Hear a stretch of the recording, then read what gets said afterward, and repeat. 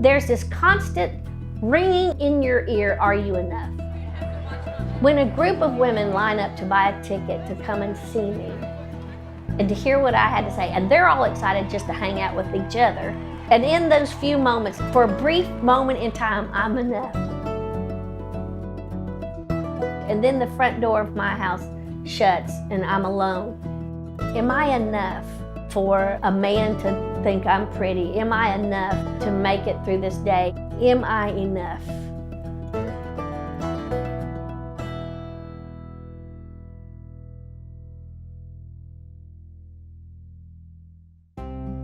Our dear friend, Christian comedian Chonda Pierce's husband of 31 years, David Pierce, died following emergency brain surgery on Tuesday night. Would you go steady with me?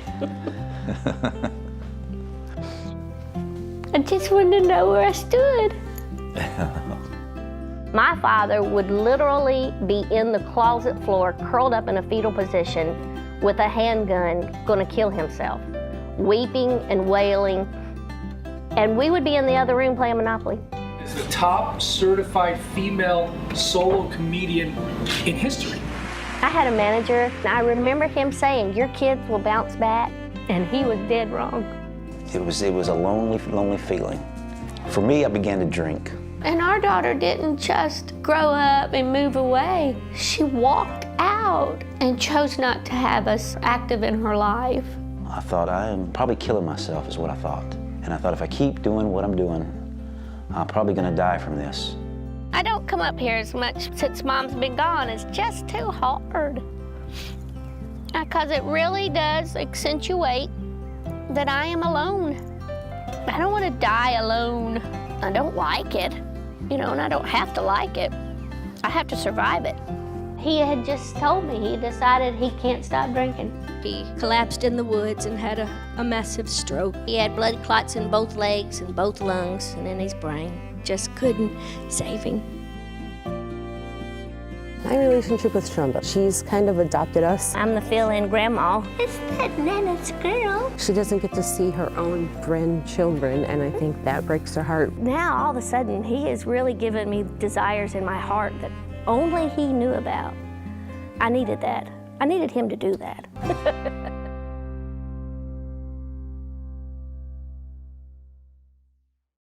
But y'all get up on your feet and get even louder for Chonda Pierce!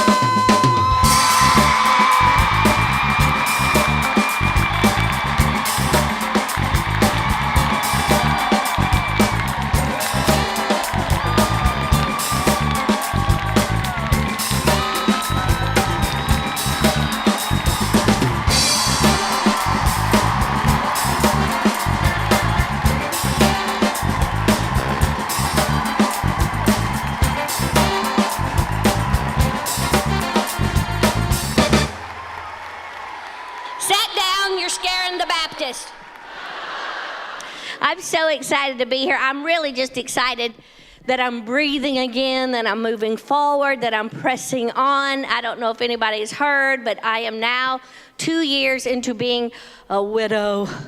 Doesn't that just sound awful? It's what they call spiders and old women. I can't stand it. I never wanted to be in the club, but I just thought I'd get it over with right up front that that's kind of where I am. And people say weird stuff to you when they find out that you've lost your husband, and when you're a widow, they'll go like, oh, I'm so sorry to hear you lost your husband, which I think sounds very irresponsible.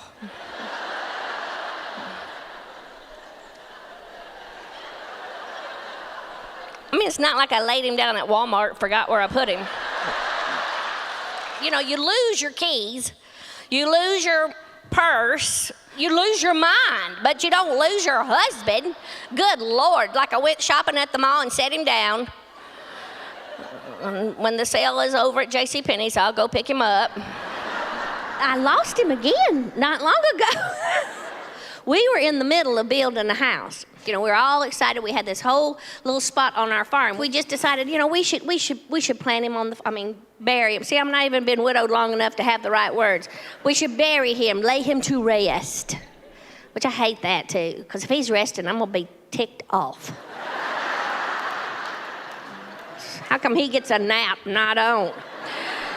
So, so I thought we should bury him where we had planned to build a house. That's the perfect place on the farm. The farm's called the Funny Farm, so I love that it's kind of the last word that now I can tell people my husband's at the Funny Farm.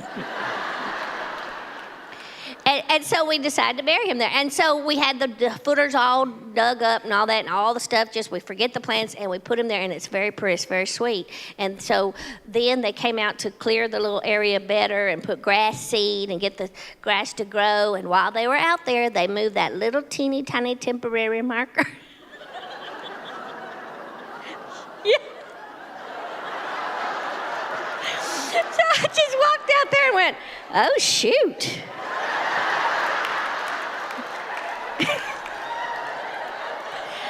He's kind of to the left of that tree right there, and he's just in this general area here. I'm pretty sure. I mean, I could just stand here and wait till Jesus comes, see where he pops up. Maybe like little whack-a-mole content. I told you not to leave. It's just sick. And y'all are laughing. Stop laughing. So then I had to call the funeral home. How do you call the funeral home and say, I lost my husband again. I didn't want them to charge me twice, for heaven's sakes. They sent 2 men out there with the metal detectors trying to find my man in the ground. I should have put more jewelry on him when I buried him, I guess. There's like beep, beep. Nothing was beeping. It was just awful. So nothing worked. I did find 2 cannonballs and a hubcap to a Ford Pinto. And then I discovered, I did not know this, but evidently there had been a civil war on my land, and they shot a cannon out of the back of a Ford Pinto. And so then I said, now what do we do? Because I'd like to know exactly kind of where he is would be nice. And so the man said, well, I've got another idea. So he had these men come and shot these big steel rods down in the ground until they would poke and find something. Then they were like, how tall of a man was he? And I'm like, last I saw he was in a box. I have no idea. Then they were like, oh, I think we got him here. We got him. Well, I hope so. I hope it's nobody else up there. I called the neighbors to see if they're missing anybody, but so we figured that's him. And then, so I got the permanent marker, and it's very pretty, and it's very, very nice. And we set it there where we think that's his head. It could be his feet, and what does it really matter? But so there set the big thing, and it's got Pierce on there because that's our name. And there's a nice picture of him fly fishing. It's really pretty. And then it's his name and his birthday and the day he passed, July 22nd. And then it's my name and my birthday on this side and a blank, like I have no hope at all. I don't know if you've ever seen your name on a tombstone, but it's kind of depressing. I just sit there now and wait.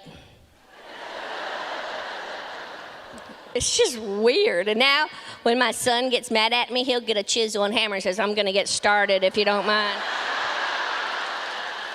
Both my parents have passed. It's so hard, isn't it? You feel like an orphan. I know. It's just such encouragement to me. You hang in there and look, you got great support here. Absolutely. We love you. But I'm going to choke up when I say this. I have never viewed you all as it's y'all and me. To me, there is no separation up here. I'm a widow too, honey. Oh, I sympathize with you. I really do. I'm so glad you were here. You look absolutely beautiful tonight. Thank you very I'm much. in the process of losing my husband to ALS. There comes a time in your grief when you enter that stage where you feel a little relief. One man saying, amen. Look, you're not even supposed to be here. Grizzly Adams, when you going? Yeah, look, he looks like one of the Duck Dynasty people. Isn't that precious? Oh, my stars, you need a pair of scissors. So I love it when there's like one loudmouth man in the house. What are you doing at a Chonda Pierce concert? The same thing every other man is, drugged here by his wife. Chonda's hilarious. I love it. She speaks her mind, just like I do. Don't ask unless you want to know. I I think I've always been appreciative of having an audience. I have focused on the wrong things sometimes for that audience. You know, there have been times in my life it was about the numbers and it was about the climb and it was about the success of it, and that can naturally just make you lose focus on the message of it all. I feel so honored when a group of women buy tickets and I open my mouth and stuff just comes out, you know, and I have a wonderful time and it's so great, and I get back on the bus and it's great, and I wish that was enough to be life. But that's not life. Chonda, me and my baby say thank you. It's a great job, but it's not who I am. It's what I do. When I walk in the front door of my house and I shut the door, that's who I am. And I have to remember that. Thank you, Chonda from Two Sisters. Thank you. No one but another widow knows really what it's like to go home every night, to crawl in the bed alone every night, to wake up alone every morning, you know, to motivate yourself. I don't know if any other widows are here. How many widows in the room tonight? So there are just so many different ages and groups. It's just, I'm so grateful to meet you. I'm so glad that you're here. I remember that Chonda lost her husband almost the same time my husband passed away. And Karen was 2 years prior to that. So I thought we needed to come and see what she had to say. So we're having a widow date. Yes, a widow date. Because I'm here with my sister. She lost her husband 6 months ago to cancer. My son was killed in a car wreck with his fiance 7 days later. I don't know how people go through life without faith. I really don't. Without knowing Jesus, I know my son is in heaven. You know, I have days just like everybody else. I know Chonda has those days too. You know, you feel like, Lord, where are you? You know, I'm having one of my lowest days. Where are you? And, you know, you just go to Scripture. And I feel like coming here tonight, that's what Chonda's going to do for me. She's going to give me that encouragement that I need. And I'll hear something out of her with her loss to be able to minister to my sister. When I read, have you taken care of the widows and the orphans? When he made that charge to the church, I never dreamed I would be in that club, but he knew it would be such a devastating thing that it would take the entire body of Christ to help a woman heal that broken heart. And if I may be perfectly honest, we don't do a very good job. Maybe a week or two will go by and we'll remember she lost her husband. Maybe her first birthday shows up and somebody in Sunday school might go, oh, that's right. I'm so sorry your husband's not here to celebrate with you. I just wanted to tell you widows how much I love you, and that you should go home tonight and make a list that you need your grass cut and like what you want for your birthday, and the car needs servicing, you need an oil change, and then take that to Sunday school and just make copies of it and pass it around at church. And then I'm gonna put my online dating profile on the back of it just in case.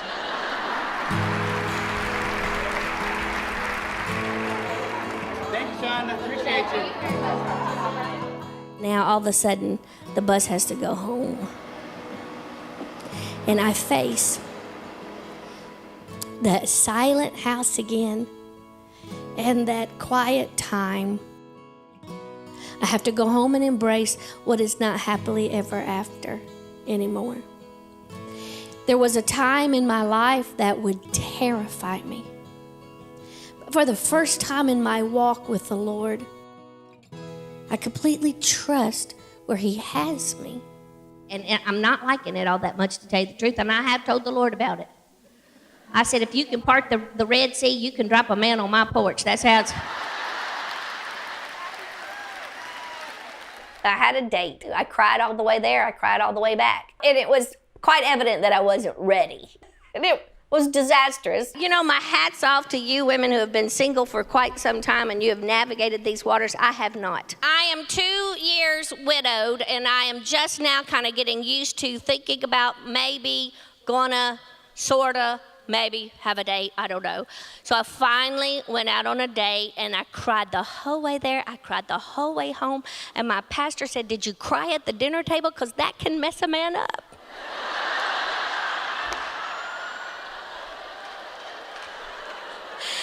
I said, well, no, but I got up and went to the bathroom and cried several times during the meal and then came back. And so now he thinks I've got some kind of bladder infection. I think that's worse. Welcome to Chonda. We're gonna have you looking hot.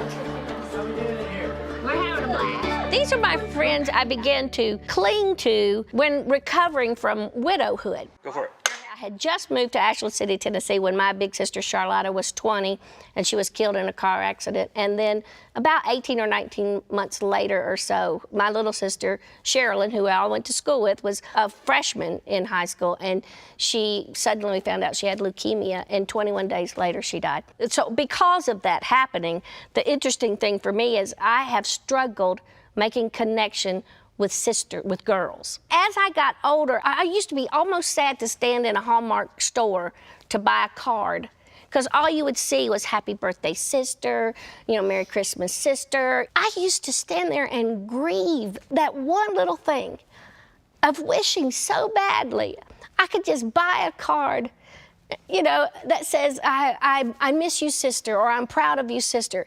It's like the devil used that thing to trigger such pain in my life. And it was probably many, many years, later, and especially during the grief of my husband, that spirit of sisterhood, I saw what it looked like for the first time.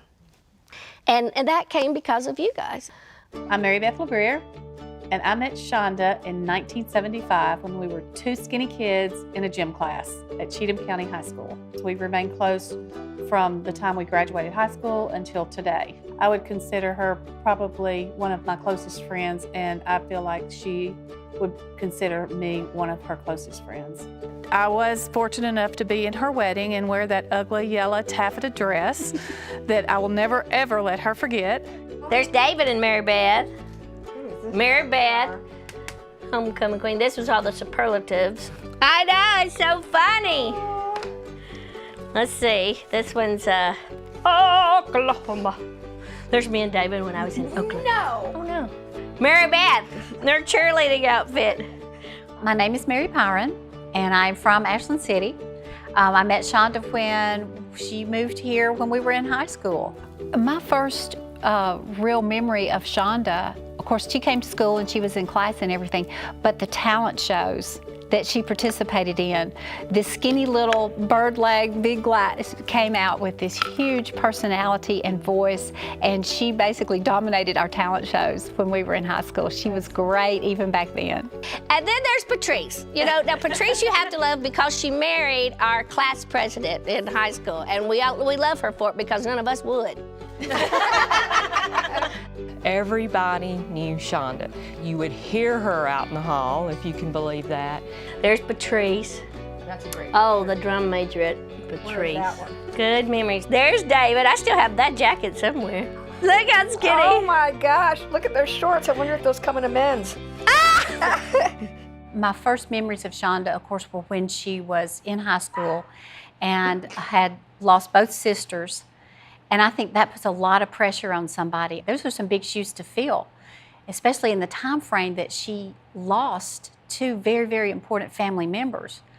So I think there was some pressure even there to excel and to push and to be the end-all be-all to both mom and dad.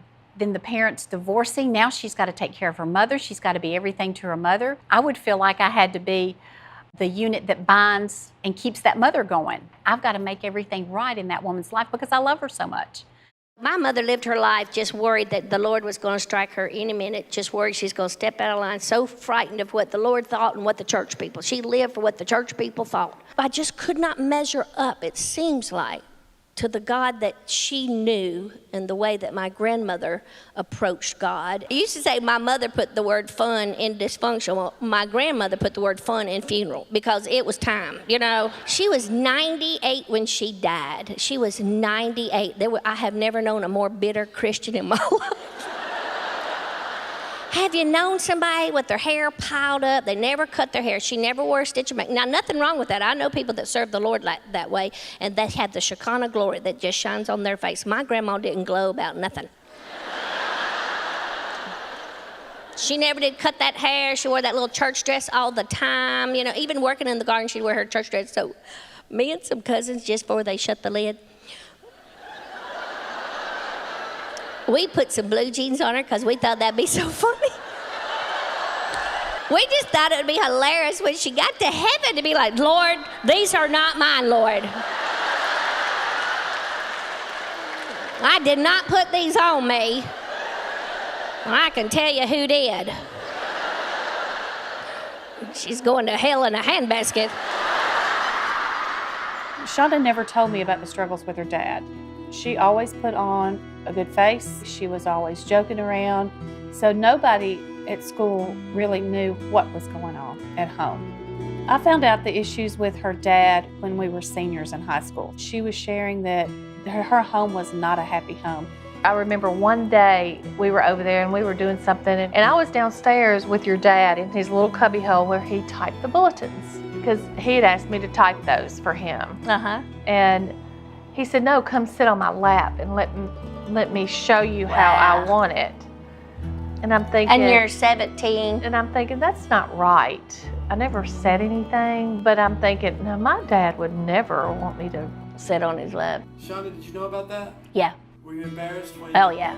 Really embarrassed, yeah. Because anytime that your secret or behavior, that's just really not normal, seeps out, you're embarrassed. This story of my life is putting on that front. And I learned that as a kid, as a preacher's kid, or you just don't let anybody know what's really going on. And we did that well. I did it very well, still do it very well, until it gets so huge and so big you can't put on the front anymore.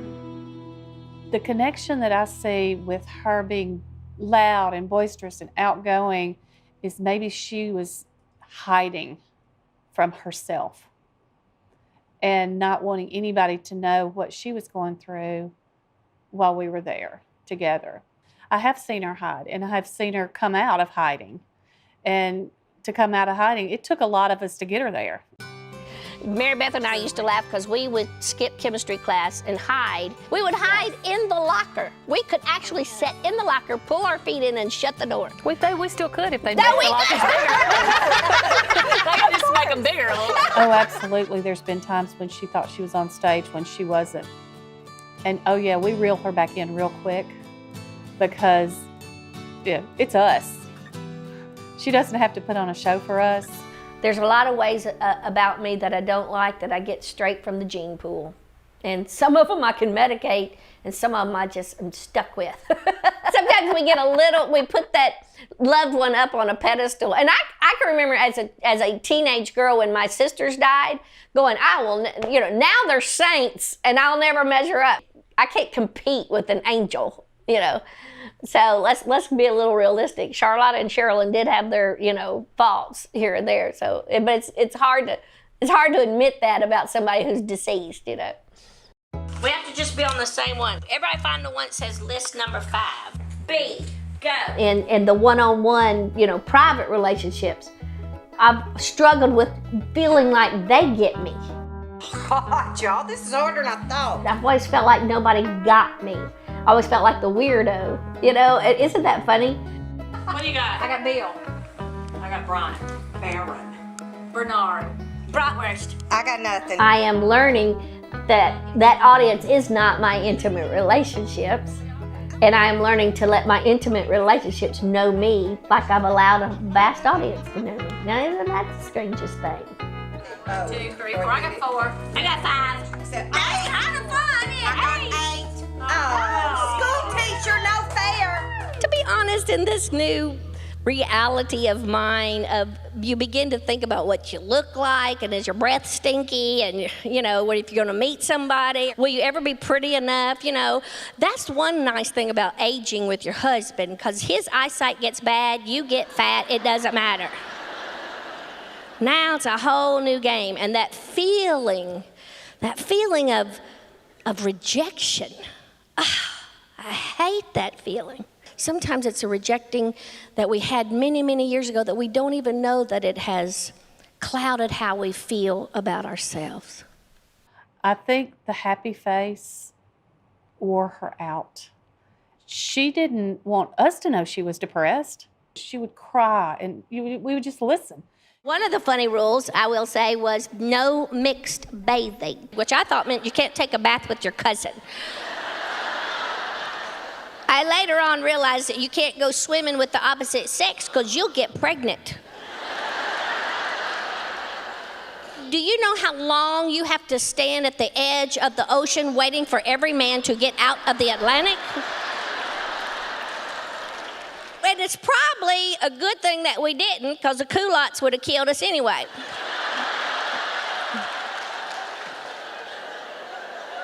Anybody else have to wear the culottes?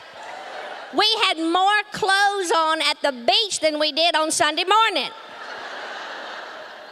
That much material would have sucked you down to the bottom of the ocean. When I was a little kid, I used to tell this story all the time. I was standing in front of the water fountain getting a drink of water, and two sweet saints of the church slipped up behind me and started patting me on the back of the head. Water started going up my nose.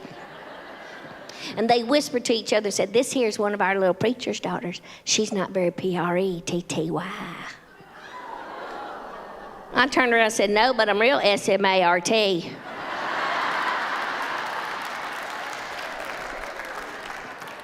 Now, here's the truth behind the comedy. The truth is, that really did happen. Two little old ladies did whisper behind me, but when I said, "No, but I'm really SMART," I wrote that part. That's called the punchline. That really didn't happen.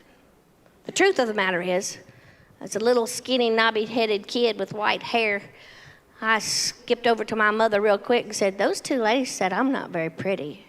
Do you think I'm pretty, Mama?" That stuff hangs with you.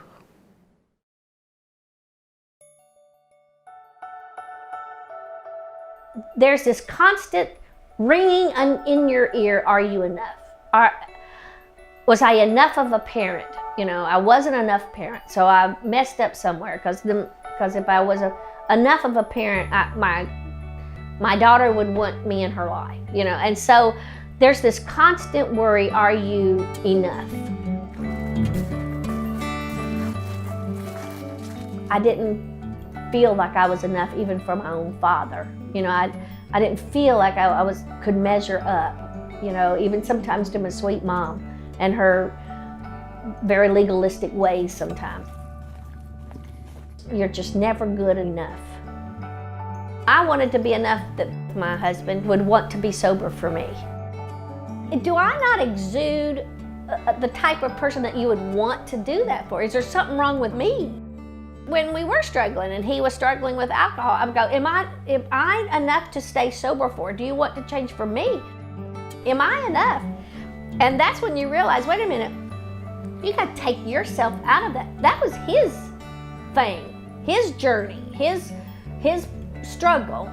And I could not fix it. You know, I couldn't be good enough for him to want to stay sober. In other words, it was nothing to do with me.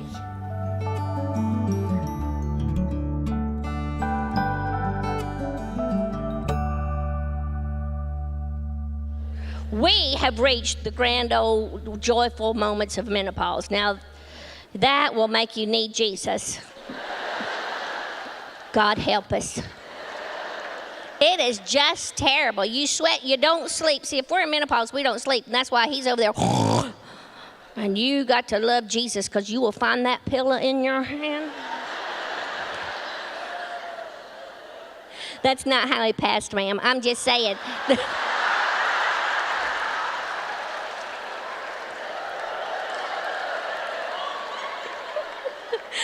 She's looking over there like, I think she killed him. I think that's...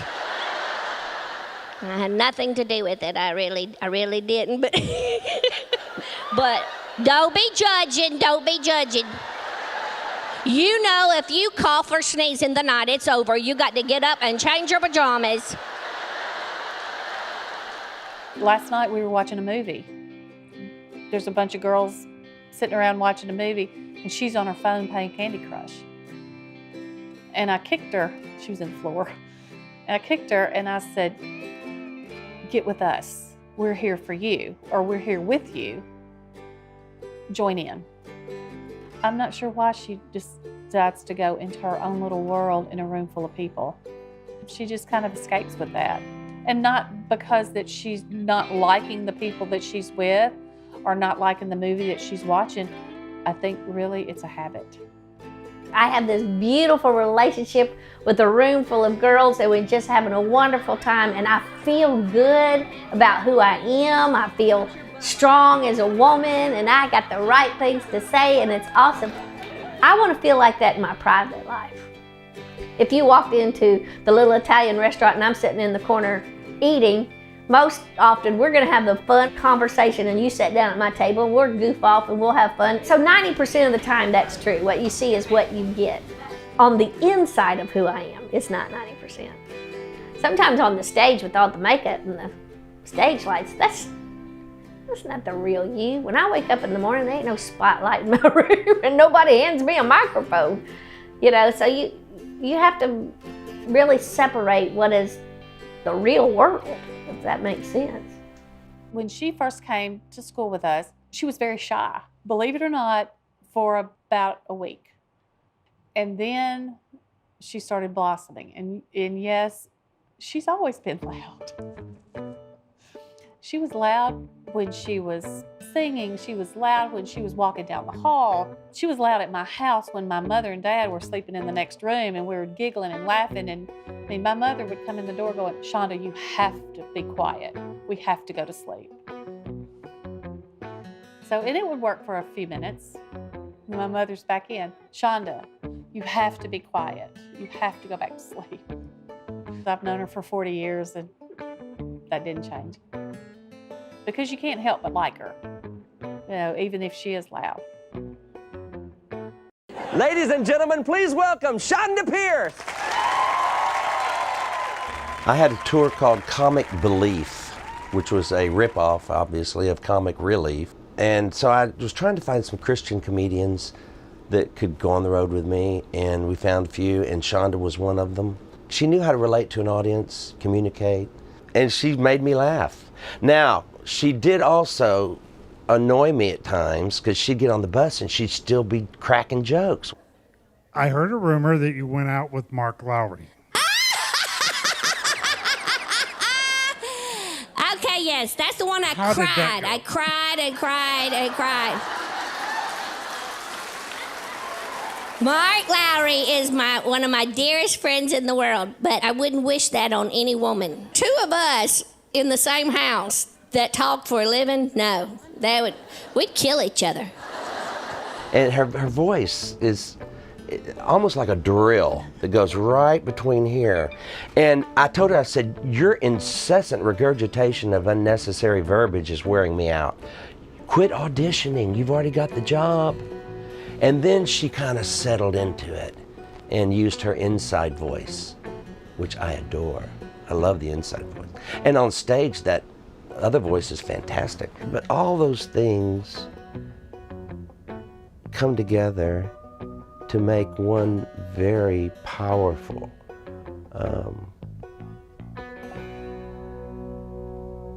messenger. Mark made a joke, and he said, "She's loud." Of course he did. And you said something in the first movie. You said if you could sing or yell loud enough, somebody would notice you. Yeah, that's what middle children do. Two things at play. Maybe there is some psychological thing to it. Maybe you're reading too much into it. I get enthusiastic. There's just different personalities for different people, but I do when I get in a room, especially of people that I love, and especially when my girlfriends are all together. Man, we just get, we get to going. We get our pajamas and we have a pajama party, and you can hear me above everybody. I'm here. Hello. Chonda has always been heard. I wouldn't say it's loud. She has a big personality. Some people might interpret that as loud, but she just has a big, lively, full of life personality. I beg your pardon. This is from us. I make a lot of money with this loudy voice. It's worked well for her, especially in her career. I have these well-meaning girlfriends, Lord love them. My girlfriends came over and spent the night, and here's what they did when I got up the next morning. Got up, my laptop is sitting on the kitchen table with a Post-it note that said, "We love you," and a password and a username. And my credit card laying out. They stole my money to do this. And then they created me a profile. Yes, an online dating profile. Now let me just say this in case you ever do read it. I ain't never played racquetball a day in my life. My exercise is getting up from the couch, going to the refrigerator, and going back to the couch. That's one. I do know yoga. The only yoga I know is the downward dog that poops in my front yard.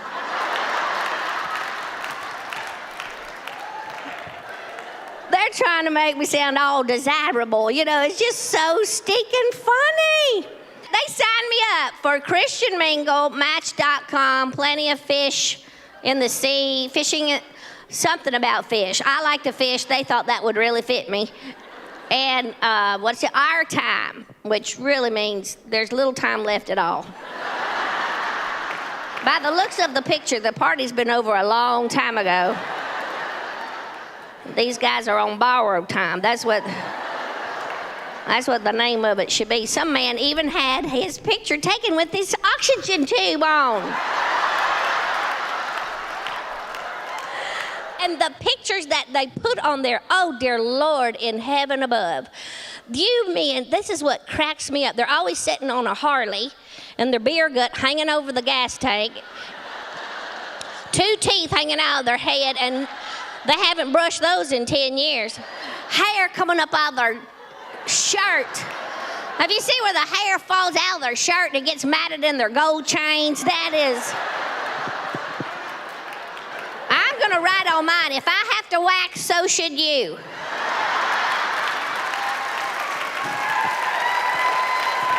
They got no hair here, and all the little wave is down there. They're hanging on to the last bit of hope they've got. Or it's either that or they're standing in a bathroom taking a picture of themselves. They don't even know how to take a selfie. They just stand in the bathroom and take a picture. If you blow the picture up behind them, the toilet's filthy.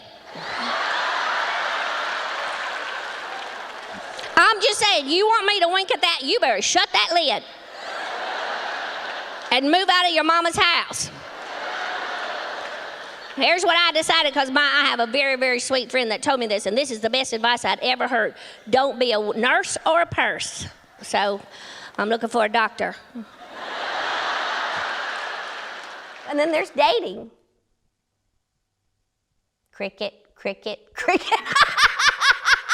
You know, my girlfriend signed me up for online dating, and this is the truth.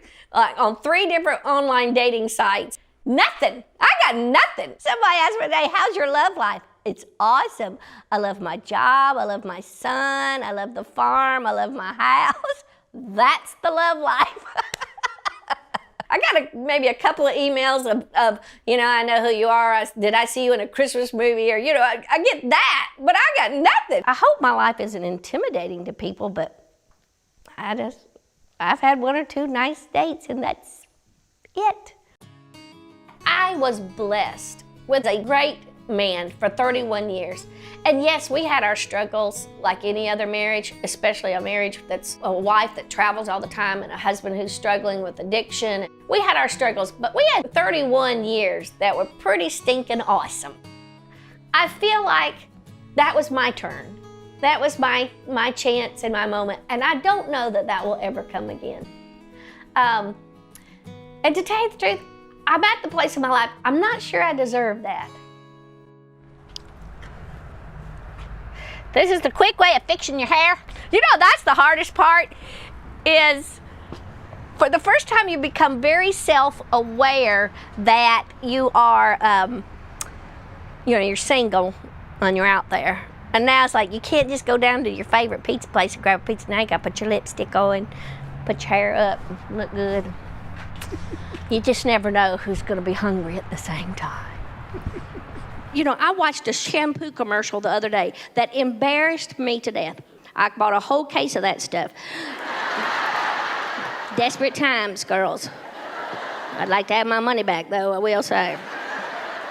None of that happened to me. I, Donald John Trump, do solemnly swear. I, Donald John Trump, do solemnly swear. I have been invited to entertain at one of the inaugural balls. So that's very, very exciting. I have to wear a ball gown, which I've never had a ball gown in my life, so I have to go find a fancy dress. Now, which can also be the most depressing thing that a woman ever has to do is go try on a bathing suit or a formal gown. And just think, a little kid from Cheatham County, Tennessee is going to be performing at the inaugural ball. I get in for free. I did get all dressed up for this, and it took 3 fairy godmothers to zip this dress. So I'm going to give this to Johnny Jones, a pin and this scarf. Look at this. An official invite to the inaugural ball that I was at. I really did give up my Spanx in Afghanistan. I know it's a strange place to give up Spanx, but I have a rash the government is still trying to identify.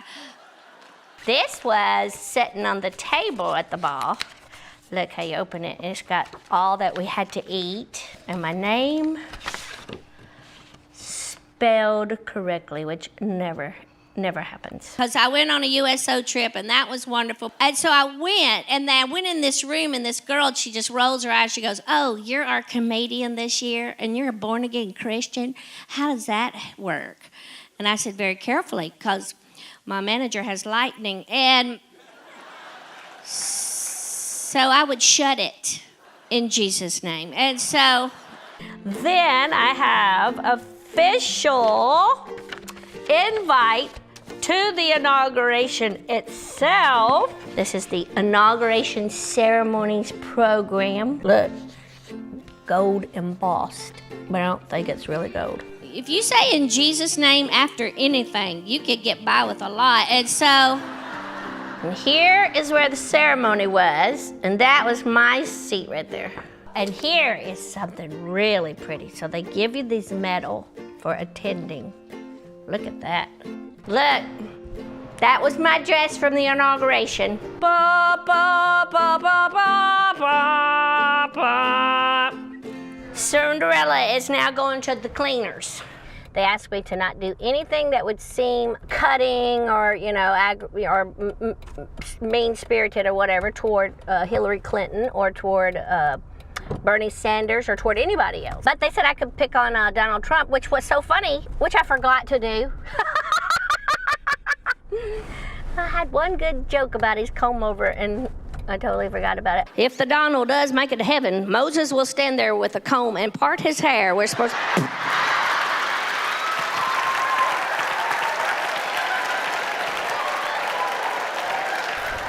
Goodbye, Cinderella. You know what this dress is?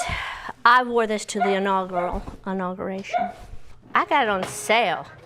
Everybody had such expensive dresses. Not me. So I put it on my Facebook. I am going to the inaugural ball. I'm so excited. I guess loving Jesus has nothing to do with how much you bash somebody on the internet, because my Lord, did I get the backlash. My manager told me I had lost 1,000 followers that decided to not follow me on my Facebook anymore. But I gained over 20-something thousand. And in this country, we have gotten to a place where we can't discuss anymore. It's all about being disgusted, not discussing. And that's sad. It's just very sad. Isn't it funny? You can have 10 people at the end of the concert tell you how great it was, and you have that one that goes, "Well, I was offended when you said such and such." And that will ring in your ear, because it gave Satan just a little bit of fuel.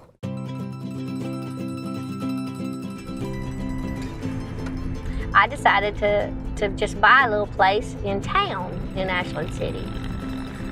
We've got a couple of little grocery stores, we've got 2 traffic lights. But being at a place where people knew you long before the mass of the world knew you, for some reason, there's something extremely comforting to me about that.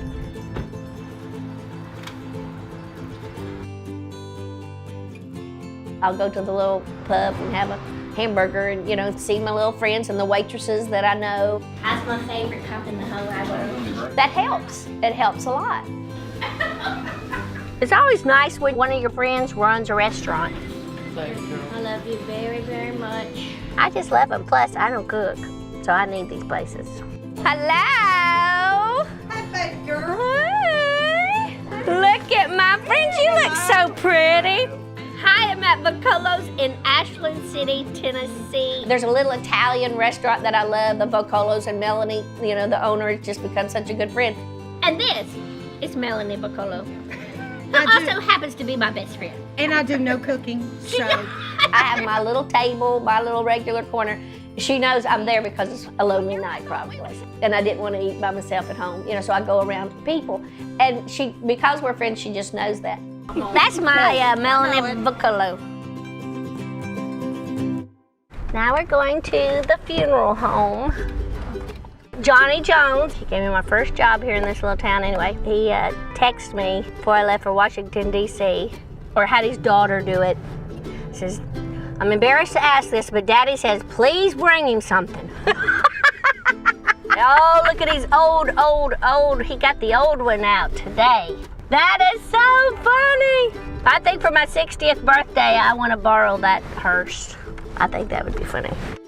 Hello, everyone. Well, I got you a pitiful offering of souvenirs, but I am going to get a couple of pictures made for you to have.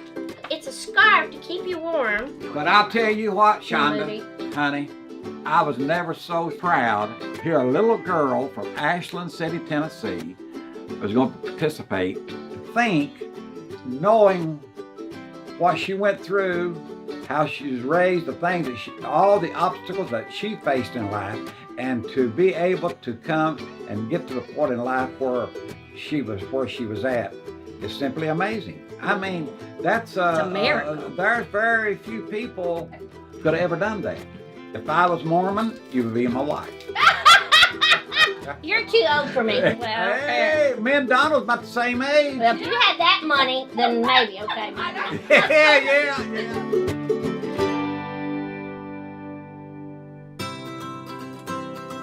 I'm sorry, but I have such a social calendar here in Ashland City. It's hard to keep up. Monday nights, I do trivia at Sidelines often. And then Wednesday is trivia at Gun Ponchos. And I am on a trivia team with about 5 retired school teachers. What's up, team? And most often, we're the Attaboys. The Attaboys win. The WWE lost one of its legends last week, Jimmy Snuka. What was his nickname? Good luck. If you got this one right, you definitely need to cheer loudly and proudly, by the way, for Jimmy Superfly Snuka. Go Attaboys! Oh, see you later. Bye, Chonda. What time are you cooking breakfast? I'm not cooking breakfast. Aren't they a sweet little crowd? I know, I love my friends. Oh, that's the big action of Ashland City. Boy, you guys really know how to live it up around here. There's some excitement. I mean, you can only take so much in small intervals. Now the big excitement is they're building a Burger King in Ashland City. I mean, sorry, but it just doesn't get any better than this.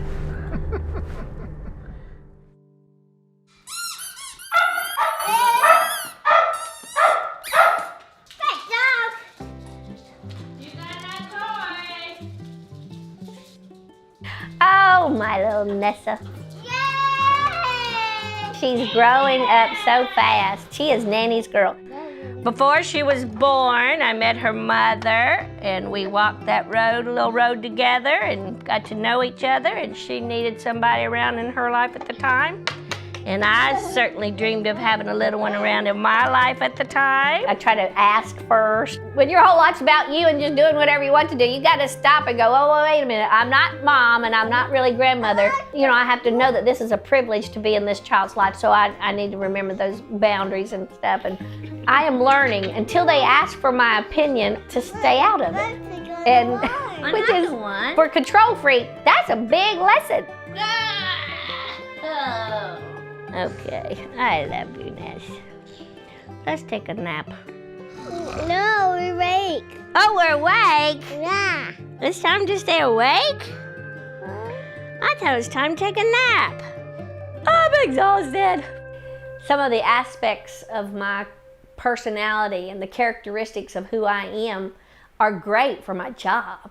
They're terrible for my personal life, and I have to rethink them and retrain them. I have to walk in a room and not be the life of the party. And there was a time in my life that I thought everybody's going to expect Chonda Pierce to walk into the room, and so I have to walk in the room like Chonda Pierce. Look at him. Yes. I needed this for my identity. You remember those old metal tops as a kid, and it would go up and down? If you pushed it up and down, it would keep spinning up and down. This is exactly how I felt in my career for 20 years. And you just pump that thing up and down. You just keep that career going, keep that career going. And it would spin, spin, till it finally spins off and crashes against the wall. And I was so deeply depressed. And then it's that climbing back up out of that dark. I grew up in a church world where if you really need Jesus to love you, then you should read at least 5 chapters today. I need to do at least 4 Bible studies. In other words, you start pumping that top again and doing that spin again, trying to get Jesus to love your God, to notice me, notice me, notice me. I got 600,000 people on Facebook, you know, that listen to everything I say. I have had so many times in my life that I feel unaccepted. I finally am at the place in my life, I like me. And it doesn't matter what anybody else does.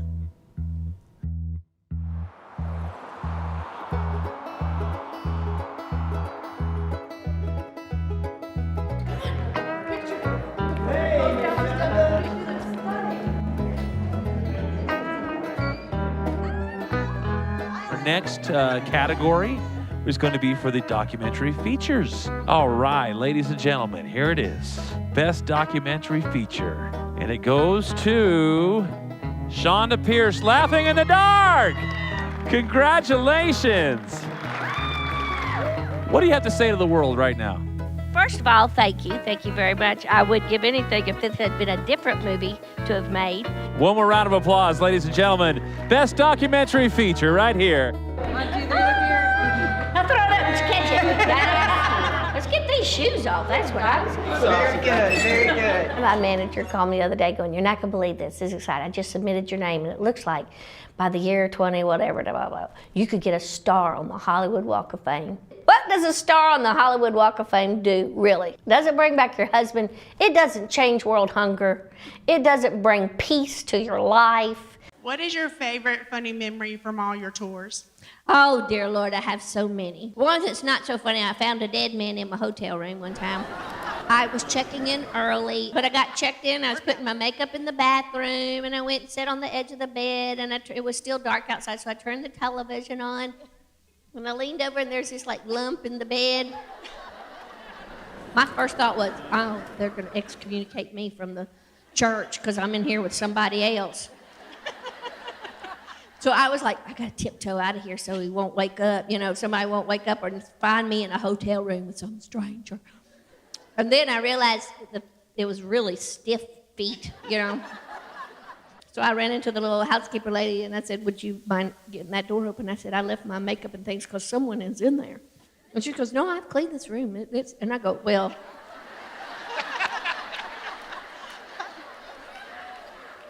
You may have cleaned it, but you left something in there. So she opens it and she's like, hello, sir. So finally we went over and the man was stiff as a board. And she was like, do you know CPR? And I'm like, you had to have a crowbar to pry his mouth open. I said, I don't think CPR is going to help because his teeth were like just hanging out, you know. I know it's sad, but he died in his sleep. That's the way to go. So I had to call the front desk, and I said, you know, I asked for stiff sheets, not a stiff Emma sheets.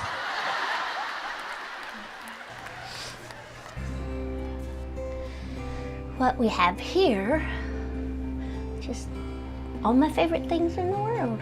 This is the best picture ever taken of him. His face is just so delighted and full of life, and boy, did he love to fish. This he made. He had carved the day we got married, May the 14th, 1983, and it was our 30th anniversary, so he put May the 14th, 2013. And when you're married 30 years, it's supposed to be pearls, so he bought a pearl and glued it on the end. These are moments when he was alive and happy and good, and I like, you know, looking at him. I don't have room on this wall for Nessa and David. And so you begin to pick and you begin to rearrange, and then you strike an even balance of where he is in here. You gotta find where he fits now. That's part of finding where I fit, you know. That's us getting a little smooch at Shara's wedding. One year, the kids gave him this for Christmas. This is a star named after him, a pure star. It's up in the heavenlies somewhere. You know, that's what's so hard when someone passes away. You know, every life has things, and it's like, what do you choose or pick to display it? You know, it's like, I just want to make a David museum somewhere so I can have somewhere to put all this stuff, you know. A lifetime of memories with somebody. Gosh, we were so little. I weighed about 80 pounds. 80 pounds in this picture. What's different now from 2.5 years ago? I have a gun.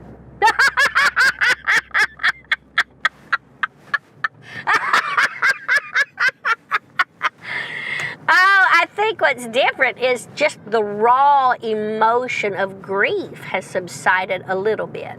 I had that deep, raw ache for a good almost 3 years, and it's only been in the last few months that I really begin to feel the ability to take a deep breath. I really had that feeling of, okay, I think I've turned the corner. I'm relaxed and I'm laughing and it's not forced. And that's what, I used to hate hearing that when I was grieving. Just give yourself some time, give yourself, and I just want to punch somebody, the next person that says that to me, you know. But it's true. It's true. It takes time. And then it takes faith.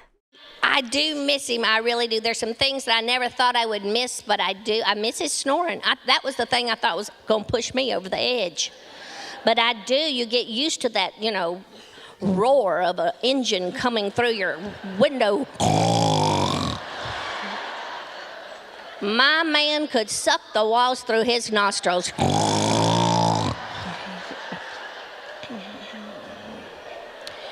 It wasn't so romantic, but you do get used to the noise. You know, it's just that the bed shakes and the walls move, and I can't get to sleep with the quiet now. The quiet is killing me. I bought 3 sound machines, ain't a rootin' pig on one of them. After about 2.5 years, you begin to breathe, and I think you begin to realize they're not coming back. You know, that you either move ahead and move forward or just sit and grieve your life away. All those sweet memories come flooding back, and that's good. And you start looking at the pictures, the good pictures. You start scrapbooking the really sweet times that you had instead of those last few years of just tough alcohol and struggle, and you know. So I think part of that is the relief as well. And so I feel relief. I believe the Bible says God works all things for good. So he'll take even the worst of circumstances, and somehow some good will emerge out of it. I think that's my life. Some good has emerged out of all that pain. And I remember a line in that movie where I said, I don't have to like it, I just have to survive it. And that's true. Now I want to thrive. I don't want to just survive. You know, I want it to mean something. I want to learn from it. I am a totally different person than when we started filming that movie. And I'm so grateful. Yes. I lost my sister a couple years ago. Yeah. And I still struggle with that. How long has your sister been gone? 3 years. That's not very long. No, for someone you had in your whole life and they're gone and it's just been 3 years, that's a snap of a finger. You are exactly where you should be. That grief is hard, and it is the gift that keeps on giving. That being said, in about 5 years, and still a really tough thing, you're still not sleeping, you're still tossing and turning, if you're having a nightmare about it, if you still can't function and focus on what it is that you would like to do, if you feel stuck, and you'll know what that is, then that's a sign that your body has gotten so accustomed to the grief that it's seeped into something called depression. And that is when your biological functions just start failing you, and this brain chemistry just starts going topsy-turvy, and that is fixable. And you could go to a doctor, you can get great counseling, talk therapy is incredible, journaling is awesome, and sometimes, if it's in a really bad state, medicine is the alternative, and there is no shame in it, and there's nothing wrong with it. This lady told me one time, I don't think you should talk about taking antidepressants, that makes your faith look weak. I said, well, you need to take your glasses off and drive home. I feel very honored to have received their attention or a little accolade or a pat on the back. All those things feel good, but will it devastate me if I don't get that? No. Was there a time that it did? Absolutely. There was a time I felt like I was clawing at life to stay in it. And when you begin to lose everything, it loosens up your hands. And your fingernails just can't claw into anything anymore.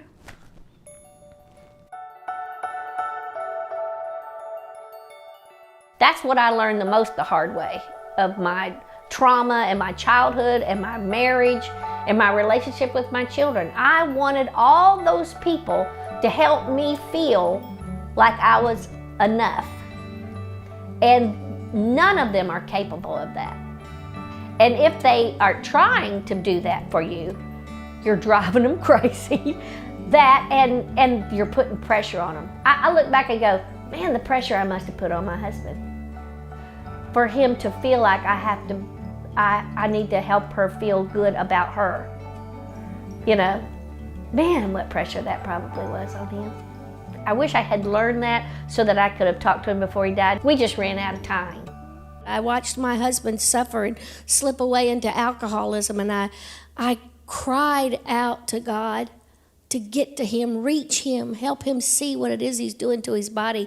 And then when he had his stroke, I thought, oh, he's going to get a second chance of life, and then he'll never drink again, and we're going to live happily ever after. And he died.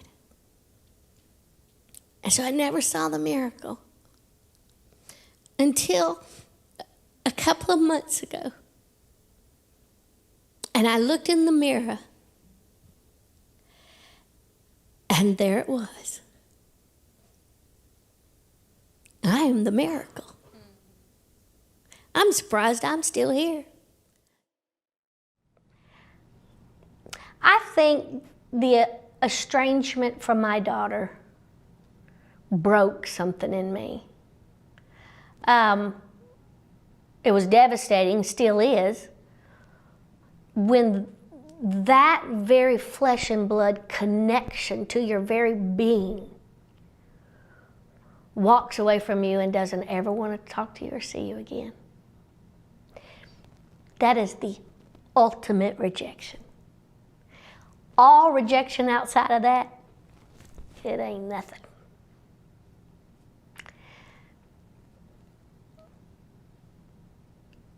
And if she ever sees this, I certainly don't want to hurt her feelings. I have made such peace with that. I've made great peace. Do I still tear up about it? Oh, you better believe it. When it's close to her birthday, or I know my grandchildren are having a birthday, or, you know. But when you lose that, all other rejection in your life, every other rejection in your life means very little. And so it breaks something in you. Now what's great is God redeems that, and He works all things for good. Even that brokenness, He works it for good. It puts it all in perspective. Chonda, you are enough because you are one of the most kind and gentle and loving and loud and spiritual, and you are my hero. And I've loved you for 40 years, and I'll love you for the next 40 years. Chonda, I think you are enough. You bring so much love and laughter into people's lives, and you help people push on through problems and see that there is an end and everything's going to be okay. And I just know that every time I've faced a crisis in my life, I have found solace in the Word of God. And if you live your life based on the feelings, you're in big trouble. So we have a society that teaches us to feel good, that we have the right to feel good. That's not even in the Constitution. If it was, menopause would be illegal. Do you believe the Bible or not? I mean, do you believe it's just a nice book, or, a sweet story? Or do you really, really believe that there was a man who rose from the dead and established reign of the universe and wants to be Lord of your life? Do you really believe that? And if that's true, and if you say you believe that, then you need to study up on that man and who he was. Then we have to live like he would want us to live. And when we do that, it works out. Go figure. When I'm depressed and broken and fallen, then the Bible becomes a blueprint to get back on track. When I am so down on myself and I can't push away the negative thoughts and depression is whispering in my ear so loud and grief has got the best of me, I can open the Word of God and hear whatsoever pure, good, holy. Think on these things. Will you pray with me? Father, thank you for this opportunity. What a wonderful God. What a wonderful place. We've laughed so hard, I got to go change my drawers. You have been so fun to hang out with. I can't imagine what father doesn't love hearing the sound of his kids playing on a playground. And so I pray that you, more than anyone, have been so delighted by this night. I hope you punch my husband every now and then. Look at her down there now. She is just a mess. He'll probably say, oh, yes, I know. I thank you for the good and the bad days. Every one of them have taught me something. Good, bad, or ugly, this is all there is of me. Thank you for loving me unconditionally. Now teach us all to love others the same way. And Father, we will love you eternally, forever and ever, until you take us home to live happily ever after. We will continue to laugh together. In Jesus' name we ask these things. Amen. Thank you for coming. Good night.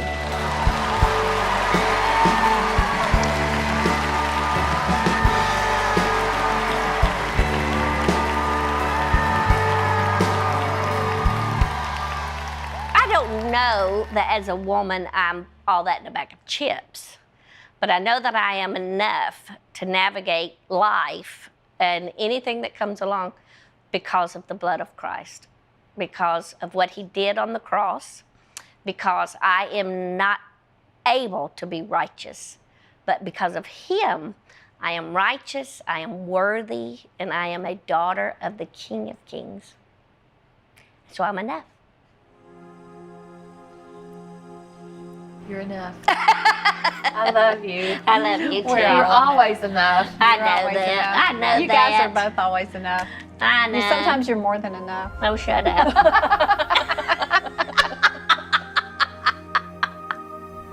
People want to feel, I won't say people. My therapist would say, it's not people, it's you. Okay. I want to feel like I am enough. And the devil is in the business of convincing us that we aren't. Because Jesus died to prove to us we were enough, that we were worth dying for. The years had left scars. The scars had left pain. How would he recognize me? I wasn't the same. Oh, I knew I should pay, 'cause I knew the price. Oh, 'cause justice and law, it demanded my life.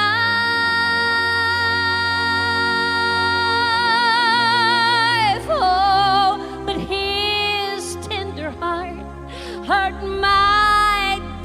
orphan cry, and he saw my past through merciful eyes. Beautiful, that's how mercy saw me. Though I was broken and so lost, mercy looked past all my faults. The justice of God saw what I had done, but mercy saw me through the sun. Oh, not what I was, but what I could be. That's how mercy saw me. Whatever you've done, Whatever you have done, you can't go too far. you'll never go too far. That his eyes of mercy, can't see where you are.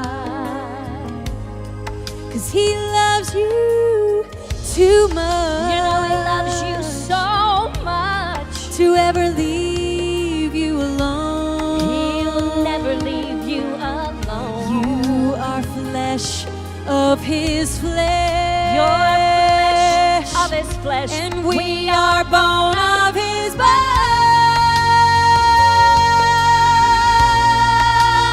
And his heart cries out for your heart today. Oh, see yourself through his eyes, and then you will say,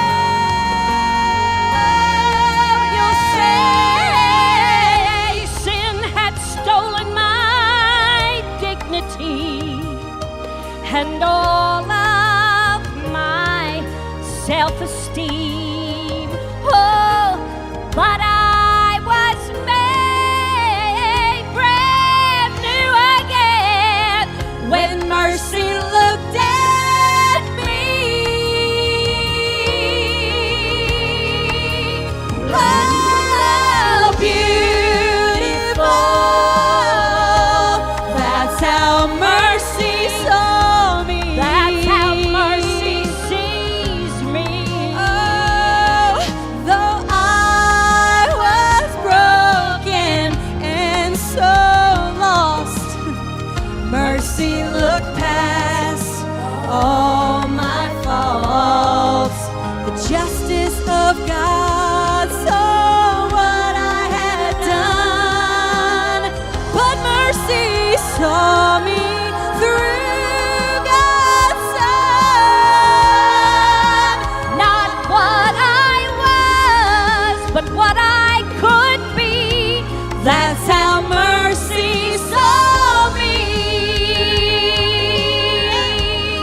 Oh, not what I was, but what I could be. That's how Jesus sees me. That's how Jesus sees me.